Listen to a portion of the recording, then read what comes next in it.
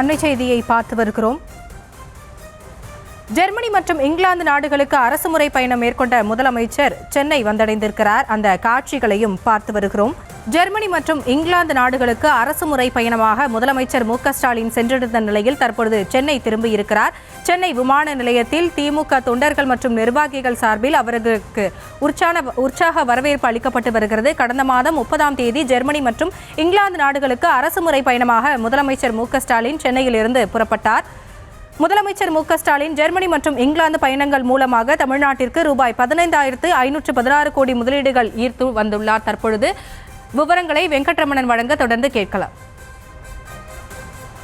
M K Stalin Germany மற்றும் இங்கிலாந்து பயணங்கள் மூலியமாக தமிழ்நாட்டிற்கு ரூபாய் 15,516 கோடி ரூபாய்க்கு முதலீடுகள் என்பது ஈர்க்கப்பட்டுள்ளது. மொத்தமாக இரு நாடுகளை சேர்த்து 33 புரிந்துணர்வு ஒப்பந்தங்கள் போடப்பட்டிருக்கிறது. இதன் மூலியமாக தமிழ்நாட்டில் 17,613 பேருக்கு வேலை வாய்ப்பு கிடைக்க இருக்கிறது.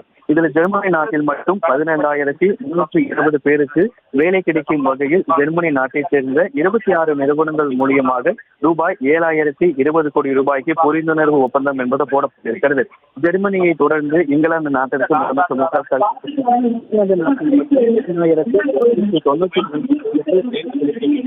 இங்கிலாந்து நாட்டை சேர்ந்த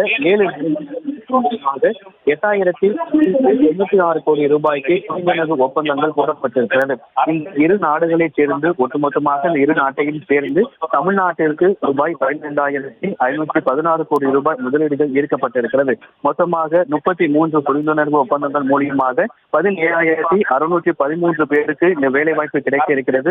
இந்த இரு நாடுகளை சேர்ந்து போடப்பட்ட புரிந்துணர்வு ஒப்பந்தங்கள் தொடர்பாக இது வெறும் எண்கள் அல்ல, இவை வாய்ப்புகள், வருங்காலங்கள் மற்றும் கனவுகளில் இதில் செயல்படுத்தக்கூடிய மன உறுதியை காட்டுகிறது என இந்த பயணம் மூலியமாக மேற்கொண்ட புரிந்துணர்வு ஒப்பந்தங்கள் குறித்து மு.க.ஸ்டாலின் ஏற்கனவே சமூக வலைதளத்தில் பதிவிட்டிருக்கிறார். மேலும் இங்கிலாந்தில் பயணத்தின் போது ஆக்ஸ்போர்ட் பல்கலைக்கழகத்தில் பெயருடைய திருவுருவ படத்தையும் முதலமைச்சர் மு.க.ஸ்டாலின் திறந்து வைத்திருந்தார். இந்த நிலையில் கிட்டத்தட்ட 9 நாட்களுக்கு பிறகு இங்கிலாந்து மற்றும் ஜெர்மனி நாட்டு பயணங்களை முடித்துக் கொண்டு முதலமைச்சர் மு.க.ஸ்டாலின் சென்னை திரும்பியிருக்கிறார். சென்னை வந்த விமான நிலையத்திற்கு வந்த முதலமைச்சர் மு.க.ஸ்டாலினுக்கு உற்சாக வரவேற்பு என்பது அளிக்கப்பட்டிருக்கிறது.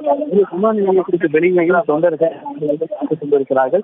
மேலும் முதலமைச்சரை வரவேற்பதற்காக விமான நிலையம் வெளியே தொண்டர்கள், திமுக தொண்டர்கள் அதிகளவு திமுக கொடிகள் கட்டியும் பேனர்கள் வைத்தும் முதலமைச்சரை வரவேற்பதற்காக காத்துக் கொண்டிருக்கிறார்கள். முன்னதாக சென்னை விமான நிலையம் வந்திருக்கக்கூடிய முதலமைச்சர் மு.க.ஸ்டாலின் அவர்களுக்கு உற்சாக வரவேற்பு வருகிறது.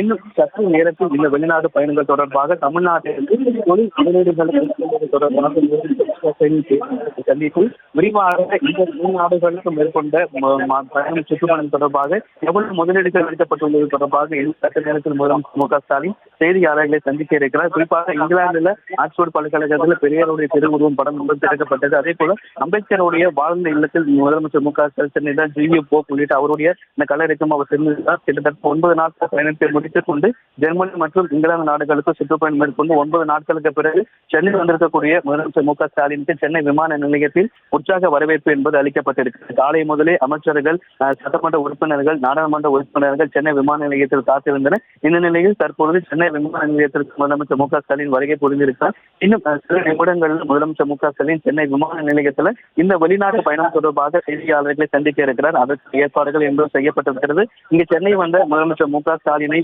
அமைச்சர்கள் தற்பொழுது இன்னும் சில நிமிடங்கள்ல முதலமைச்சர் மு.க.ஸ்டாலின் செய்தியாளர்களை சந்தித்து ஜெர்மனி மற்றும் இங்கிலாந்து நாடுகளுக்கு அரசுமுறை பயணம் மேற்கொண்டது தமிழ்நாட்டிற்கு தொழில் முதலீடுகளை ஈர்ப்பது தொடர்பாக முதலமைச்சர் விரிவாக குறிப்பாக இரு நாடுகளை சேர்த்த வரைக்கும் தமிழகத்திற்கு 15,516 கோடி ரூபாய் முதலீடுகள் ஈர்க்கப்பட்டுள்ளது. மொத்தமாக இரு நாடுகளையும் சேர்த்து 33 புரிந்துணர்வு ஒப்பந்தங்கள் மூலியமாக தமிழகத்தில் 17,613 பேருக்கு வேலைவாய்ப்பு கிடைக்க இருக்கிறது.